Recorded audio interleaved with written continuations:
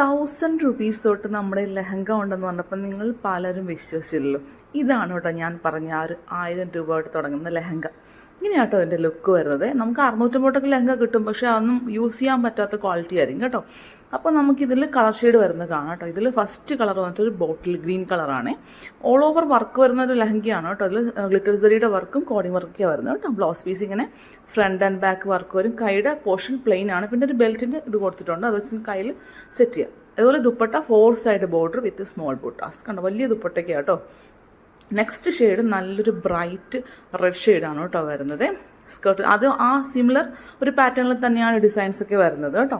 ഇതിൻ്റെ വർക്കിൻ്റെ ക്ലോസപ്പ് കണ്ടോളൂ കേട്ടോ.